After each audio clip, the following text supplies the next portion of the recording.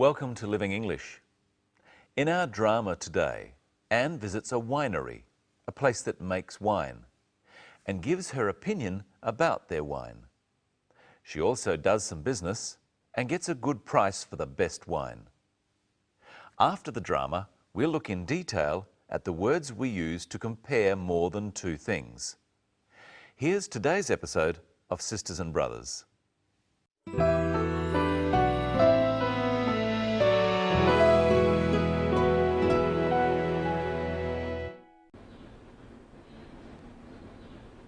These are our whites. Why don't you try the Chardonnay first? It's our best-selling wine.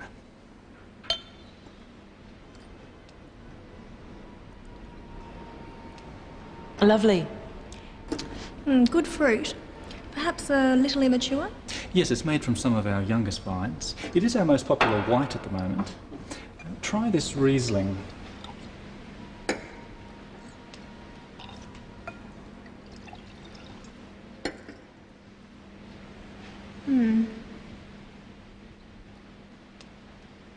It's very pale, isn't it? A lot of our customers are finding it very attractive. It's a bit too dry for our market. I think we'll leave that one. But I like the Chardonnay. I think we can sell that. Excellent. Let's try the reds. Our reds are as good as any you'll find around here. What have we got here? This is our Cabernet Sauvignon. It's very popular. A bit too much fruit at this stage. I understand it wasn't a good year for Cabernet in this district. You know your wines, Miss Lee. I try to be prepared. What's your best red? This one. Our Shiraz. And we think it's world class. It's a lovely colour. Deepest red. What vintage is this? It's 3 years old now. It'll drink well for years yet, but you can drink it right now too. And what's the price? Well, it's our most expensive wine at $50 retail. I'll think about it. It's certainly got potential, but there are a lot of wines around in this class these days. You've got a lot of competition, Tim. That's for sure. But we can work out a special price for you if you're interested. I'm definitely interested. This is very good. Sarah knows our requirements and pricing position. I'm sure you can work out something with her. I'm sure we can. Let's look at how Anne gives her opinion about the wine. She uses adjectives to describe it. First, she gives her opinion about the Chardonnay, a type of white wine. Good fruit. Perhaps a little immature? She says the fruit is good. The fruit means the grapes used to make the wine. And she says, perhaps a little immature. Immature means too young, not ready. By saying perhaps, she is showing that she is giving her opinion, saying what she thinks. It's more polite than just saying, it's too immature. You try making some suggestions using perhaps. You'd like to come with me. Perhaps you'd like to come with me. It's time to go. Perhaps it's time to go. You're wrong about that. Perhaps you're wrong about that. Now, what does Sarah say about the Riesling, another type of white wine? It's very pale, isn't it? She says, it's very pale, isn't it? Pale means it doesn't have a strong colour.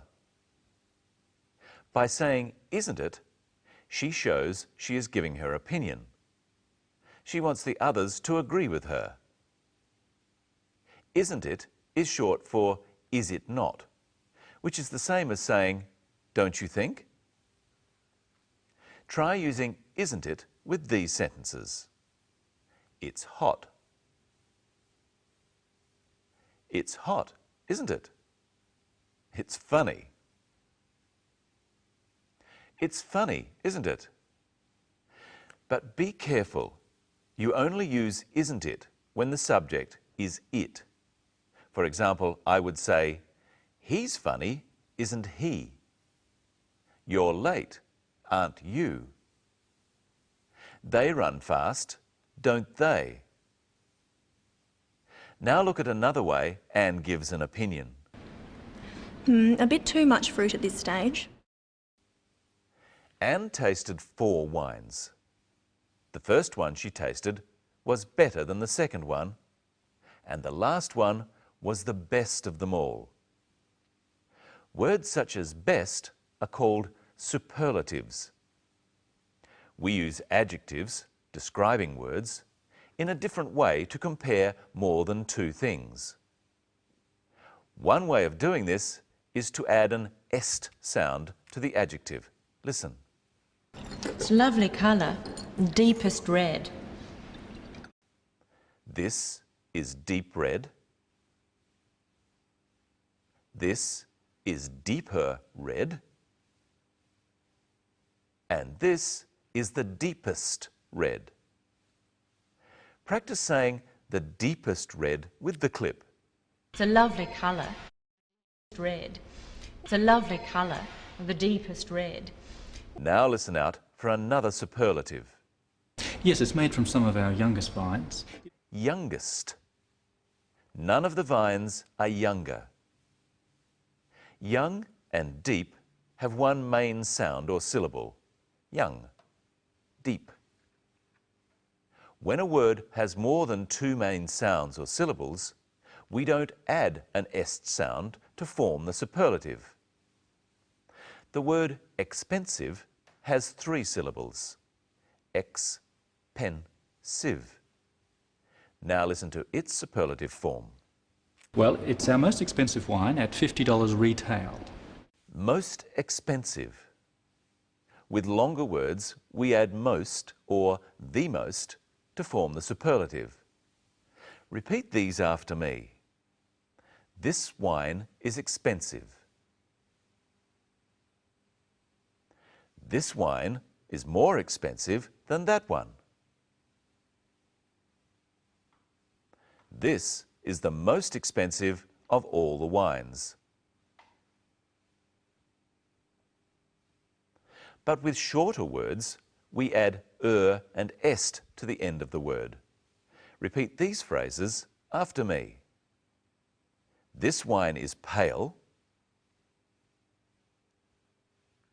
This wine is paler than that one.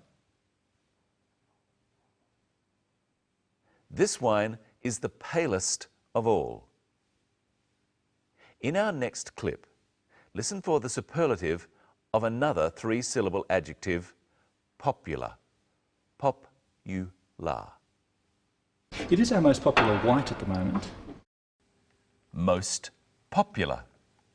And here's the most popular person on Living English, Michelle Crowden. Hello, Michelle. Hello, Brenton. Hello, everyone.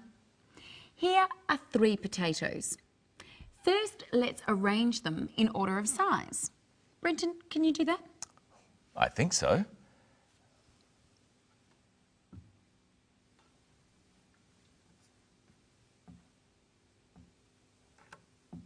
There you go.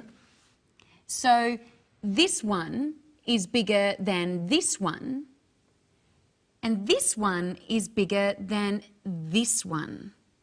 So this one is the biggest. And as we've already seen, we add to big to make bigger and compare 2 things, and est to big to make biggest when we're comparing more than 2 things. What else happens to the word big? It has an extra G. That's right. The extra G tells us that the word is pronounced biggest and not biggest. What's another example? Hot. Hotter. Hottest. And what's the opposite of big? Small. Small. Smaller. Smallest. It already has a double letter at the end. Now I want you to put these in order of their weight. Oh, okay. I think this one is heavier than this one, but this one is heavier than both of the others, so it's the heaviest. Let's check. Now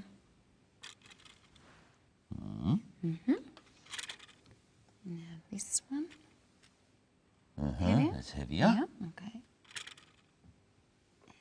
And this one. This one's heavier than both. So it's the heaviest. What happens to the word heavy when we add the and est endings? The Y changes to an I before we add the endings. This happens with other words too. Such as lucky, luckier, luckiest. And happy, happier, happiest. So this is the heaviest potato, but which one is the lightest? This one. Light, lighter, lightest. Now let's look at another way of comparing things. Listen to Tim, the winemaker. Our reds are as good as you'll find in this area. Tim said that their reds, that is, their red wines, were as good as any others in that area. Let's look at the expression as good as. Tim is saying that his wine is good and the other wines are good too. Here are 2 donuts. I want you to do a taste test, Brenton. Okay. Which donut is better? If you insist.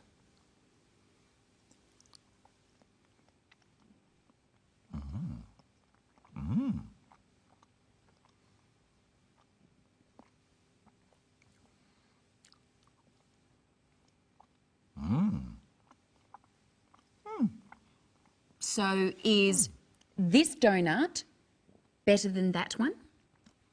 Not really. No. Is it worse than that one? No, I don't think so. I think they're both equally good.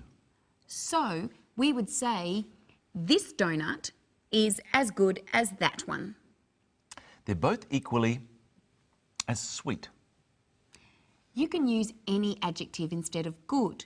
So we would say this donut is as sweet as that one. They're both equally delicious. What would we say? This donut is as delicious as that one. And they're both equally round. This donut is as round as that one. And they're both fattening. Well, yes, this donut is as fattening as that one. We could also say this donut is just as fattening as that one. But this donut is the most fattening. Yes, and the most delicious. It's the best. Goodbye.